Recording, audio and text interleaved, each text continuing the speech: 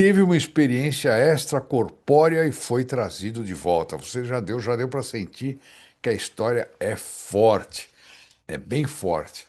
Então vamos lá. Ele escreve uma carta para o superior dele, porque ele havia contado o que tinha se passado com ele, etc. E o superior falou: me escreva. E graças a essa carta que nós temos aqui, dá para a gente conhecer detalhes de como a coisa se deu. Então vamos entrar diretamente nela. Querido padre, o senhor, né? Acho que a tradução aqui foi mal feita. O senhor me pediu um resumo escrito da evidente proteção que me foi concedida pelo Santo Padre Pio em agosto de 1958, durante a Guerra da Argélia, né? Ele era francês e, portanto, ele foi capelão num, na Guerra da Argélia, do exército francês na Guerra da Argélia, certo? Naquela época, eu fazia parte do serviço de saúde do Exército. Percebi que em momentos decisivos da minha vida, o Padre Pio, que desde 1955 me havia tomado como seu filho espiritual, me enviava uma carta. Então ele tinha.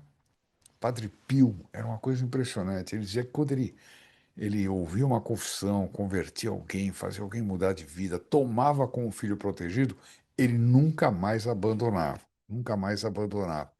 Ele ficava atento, ele aparecia até em bilocação às vezes, quando a pessoa estava morta, etc. É uma coisa fantástica. Se ele fazia isso quando estava vivo, imagina agora que ele está no céu, né? Por isso que nós temos que ser filhos protegidos do Padre Pio, não tem conversa.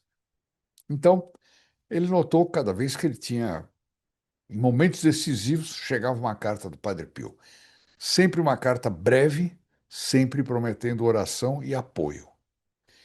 Ele havia feito isso na ocasião do meu exame na Universidade Gregoriana de Roma e voltou a fazê-lo quando fui convocado para me juntar aos lutadores argelinos, quer dizer, quando ele foi convocado para o exército. Então ele diz assim: olha a história que ele vai contar. Foi numa noite. Um comando da Frente de Libertação Nacional da Argélia, FLN, atacou nossa cidade. Fui rapidamente preso. Levaram-me até uma porta junto com outros 5 soldados e ali simplesmente fomos fuzilados. Fuzilaram. Ou seja, no caso dele, provavelmente martírio, né? Porque eles estavam sendo, por ódio à religião, né? Estavam sendo fuzilados, né? Lembro-me, olha só, que agora é que a coisa começa a ficar. É incrível que ele escreve de uma forma muito simples. Lembro-me que não pensei em meu pai, nem em minha mãe, apesar de ser filho único. Só experimentei uma grande alegria. Quer dizer, levou um tiro, imediatamente senti uma alegria. Eu imagino que deve ser assim o martírio. Quando a pessoa morre em defesa da fé, que ele não vai, não passa nem no purgatório e vai para o céu direto. Deve ser uma coisa fenomenal. A alma tem uma transferência imediatamente dessa terra para o céu. Deve ser uma coisa assim fantástica. Só experimentei uma grande alegria. Estou prestes a ver o que há do outro lado, pensei. Naquela mesma manhã, havia recebido uma carta do Padre Pio. Lembra que o Padre Pio escrevia sempre que estava para acontecer alguma coisa importante para ele. 2 linhas manuscritas, uma frase sublinhada 2 ou 3 vezes. O Padre Pio escreveu 2 linhas e uma das frases ele sublinhou 2 ou 3 vezes. E essa frase dizia: a vida é uma luta, mas leva à luz. Vale a pena a gente ter essa frase guardada para olhar de vez em quando, né? A gente fala: a vida é uma luta, mas leva à cruz. Tem outra frase que eu adoro também do Padre Pio, que diz assim, que como é que é? É qualquer coisa na linha do seguinte: a vida é uma cruz, né? Mas na cruz se encontra Jesus. Então, cada vez que a gente tem que passar algum momento difícil, etc., fala: puxa vida, eu estou perto de Jesus, eu estou na cruz, estou carregando a minha cruz, né? Então continuou o padre de Robert. Imediatamente minha alma saiu do corpo. Vi meu corpo ali, ao meu lado, deitado, coberto de sangue, entre os companheiros assassinados. Então ele viu a cena que ele tinha acabado de sofrer, mas ele já viu fora do corpo, né? E então comecei a subir por uma espécie de túnel. É incrível que tem alguns casos assim de experiência de quase morte, etc. Tem até um nome isso aí, acho que é esse nome, que as pessoas dizem a mesma coisa, né? Rostos começaram a emergir da névoa ao meu redor. Alguns conhecidos, outros não. No início, eram sombras, sombras de pessoas indesejáveis, de pecadores, de pessoas pouco virtuosas. Mas à medida que eu subia, os rostos tornavam-se cada vez mais luminosos. Quer dizer, ele estava passando por uma área onde tinha gente ruim, mas estava indo para o céu. Então, cada vez mais luminoso. Surpreendia-me com tudo. Andava sem esforço. Podia ver ao redor sem precisar mover a cabeça. Era a alma, né? Sentia até a dor dos ferimentos.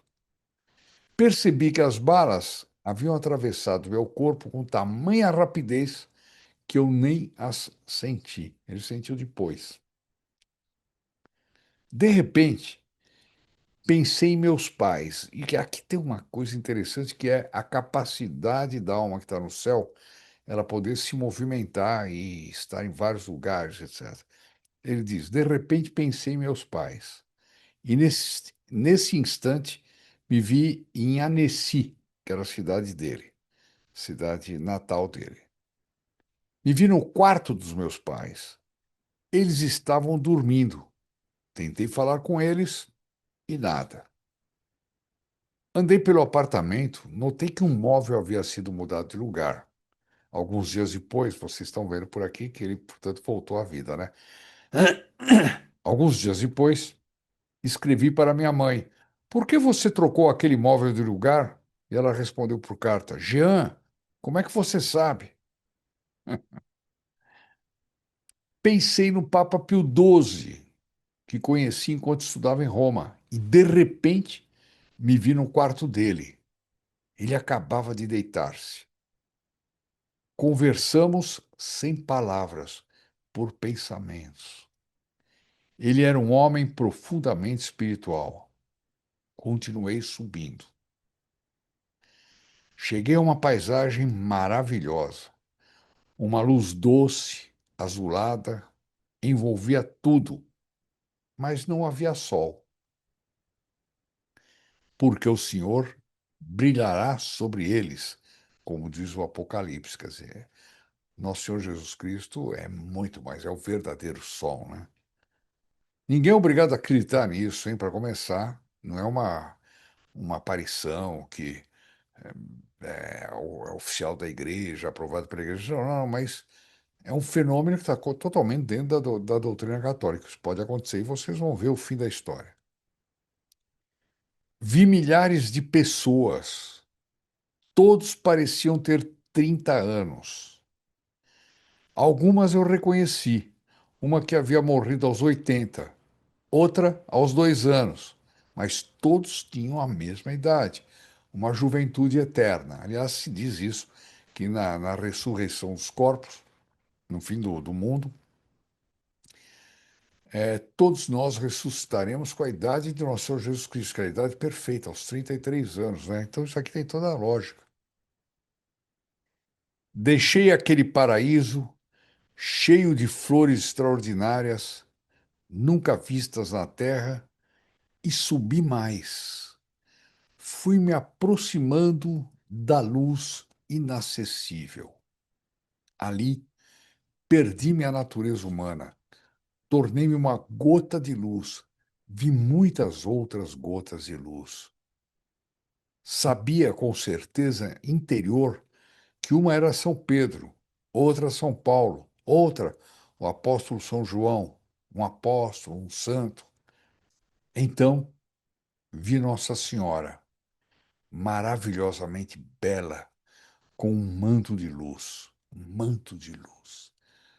Como será um manto de luz, né? A gente logo imagina um manto de tecido, mas o que que é um manto de luz? Ela me acolheu com um sorriso indizível. Atrás dela estava Jesus, Nosso Senhor, maravilhosamente belo, belo. E por trás dele, uma zona de luz. Eu sabia, ali estava o Pai Eterno. Mergulhei naquela luz. Ali senti a plena satisfação de todos os meus desejos. Quer dizer, Deus preenche de tal forma a alma da pessoa que os desejos terrenos, as coisas mais fenomenais que podem acontecer na Terra, não é nada perto daquilo. Ah, mas eu gosto de comer uma comida fabulosa. Não é mais fabulosa, né? Eu gosto de nadar, ficar num panorama maravilhoso. Não é mais maravilhoso. Quer dizer, o Pai Eterno preenche todos os nossos desejos, tudo, tudo, tudo. Conheci a felicidade perfeita. De repente, voltei. E aqui agora que a coisa começa a ficar impressionante. Estava no chão, rosto na poeira, cercado pelos corpos cobertos de sangue dos meus camaradas. A porta à minha frente estava crivada de balas, as mesmas que haviam atravessado meu corpo. Minhas roupas estavam perfuradas, cobertas de sangue, quase seco, um pouco vistoso, viscoso, mas eu estava intacto. Se você gostou desse vídeo, compartilhe com seus amigos, inscreva-se no canal também para ter seu nome incluído na próxima missa de súplicas ao Padre Pio. E não se esqueça de assistir esses vídeos na íntegra no canal Regina Fidei, onde você vai ver que a coisa é muito mais maravilhosa do que esse pequeno corte. Até lá, te espero.